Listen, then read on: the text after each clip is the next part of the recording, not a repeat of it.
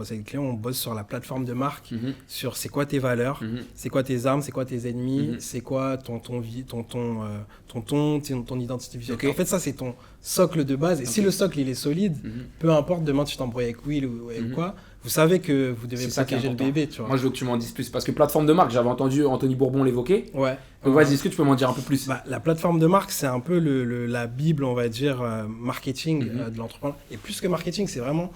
parce que moi, pour tout remettre dans le contexte, quand j'ai fait 2 ans à Nice to Meet You Club, je te dis, après, j'ai fait d'autres formats podcast, donc je suis à plus de 50 entrepreneurs, et j'ai remarqué des patterns qui revenaient souvent, et je me suis dit, ok, je vais faire une formation pendant le confinement. Et j'ai fait une formation qui s'appelle la méthode des 3 H. C'est Hype, Hack, Hustle. Je me rappelle, où il y avait l'infini et les 3 H. Là, je me rappelle. Okay. Et en fait, c'est comment tu nourris une boucle infinie sur ton business, comment tu passes de service à produit. Parce que tu as 2 choses, tu as le service et le produit, c'est pas la même chose. L'objectif final, moi j'estime, c'est d'avoir un produit, c'est de quelque chose qui tourne sans ta présence. Bien sûr. Tu vois, on dit souvent quelqu'un de riche, c'est quelqu'un qui fait rentrer de l'argent. Exactement. Il a un système qui est en place et qui tourne. Exactement. Et en fait, cette formation, la première chose que je fais quand je travaille avec des entrepreneurs, c'est la plateforme de marque. D'accord. C'est qui tu es, qu'est-ce que tu aimes, ça c'est l'ikigai, qu'est-ce que tu aimerais faire, mais qu'est-ce que tu pourrais vendre. Okay. C'est pas la même chose. Souvent, Bien les gens ils confondent. Ah bah moi j'aimerais bien faire de la peinture. Ouais, mais qui va acheter de la peinture, tu vois? Alors que peut-être tu fais une formation Adobe ou je dis une bêtise, Photoshop, et là tu vas vendre des skills. Donc c'est un peu trouver cet équilibre sur ta personnalité. Et travailler ton histoire. Par exemple, les entrepreneurs, je leur demande toujours 10 lignes sur qui tu es, c'est quoi ton histoire profonde, quelles sont tes blessures, etc. Tu vois, sur qu'est-ce qui fait que ton business, c'est la sonnerie. C'est le 15h45. Non, là, c'est la sonnerie de Pierre, arrête de t'entraîner et la salle, elle va ouvrir. Et en gros, qu'est-ce qui fait que tu es unique sur ton marché? C'est quoi? C'est peut-être une blessure profonde, c'est peut-être une dinguerie qui t'est arrivée. Ouais. Exactement, tu vois. Et en fait, on va tout miser dessus. Et en fait, la plateforme de marque, c'est hyper important pour comprendre qui tu es toi en tant qu'entrepreneur. T'es pas juste un mec qui a une salle de sport, t'es un mec qui peut-être a une revanche de ouf à prendre sur la vie, etc. Et donc, ta communication, elle sera pas la même, tu vois. Et comme je te disais, les patterns que je remarquais chez les 50 entrepreneurs, c'était que tous, ils avaient créé une espèce d'océan bleu. Tu vois, le concept de l'océan bleu. Blue Ocean, ouais. C'est...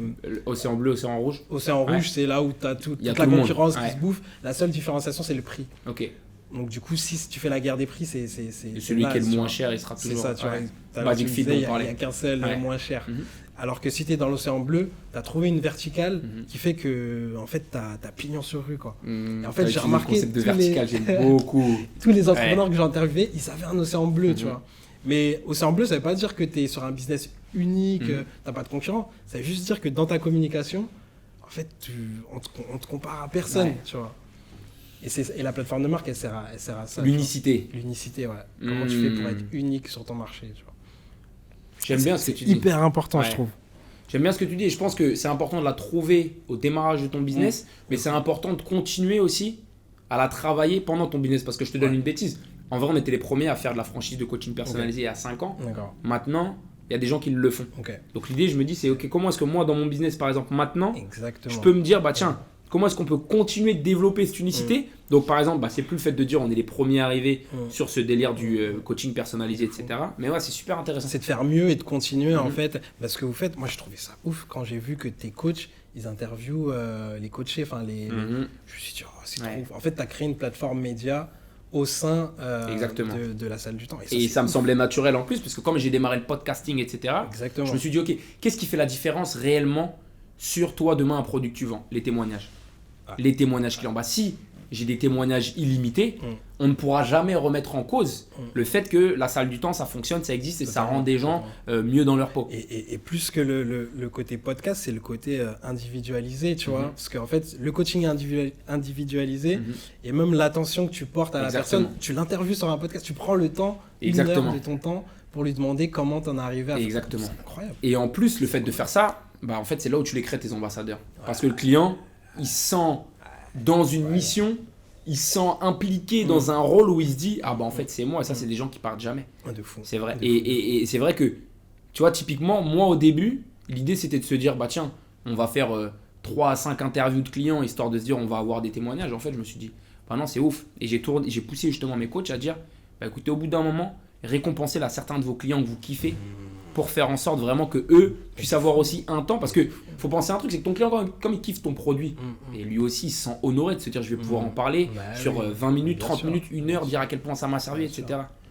Et du coup, c'est comme si tu scales un peu la recommandation. Après, exactement. Le client, forcément, il va partager sur ses réseaux. Exactement. Etc. Le coach, il va partager sur ses réseaux. Par exemple, c'est une des raisons pour lesquelles je travaille sur le compte Instagram de tous mes coachs. Parce que tu vois, j'ai une quinzaine de coachs maintenant. Bah, je me suis dit, c'est bien, j'ai la salle du temps, il y a 60, 70 000 abonnés, etc. Parce que je vais faire maintenant, c'est que je vais travailler sur le compte Instagram individuel de chacun des coachs. Je le fais pour eux gratuitement. La seule chose que je leur demande, c'est de mentionner la salle du temps dans leur bio. Comme ça, en fait, naturellement, chaque coach, il va aller chercher lui demain 5, 10, 20 000 abonnés. Et c'est autant Dieu en plus qui vont voir la salle du temps. Tous les gens que je rencontre dans le 92 maintenant, ils ont vu au moins une pub, la salle du temps passer. Ça, c'est grâce à Willy, c'est grâce au taf qu'il fait. Mais l'idée, c'est de se dire que ça s'est construit sur le long terme. On a commencé le Facebook Ads en réalité aux alentours du Covid, parce qu'il fallait qu'on remplisse la nouvelle salle et qu'on se disait, bah tiens, ça y est, les gens ils vont plus sortir de chez eux, donc ils vont plus passer devant la salle et rentrer comme avant. Et tu vois, 2-3 ans plus tard, tous les gens que je rencontre, la salle du temps, la salle du temps. Ils savent.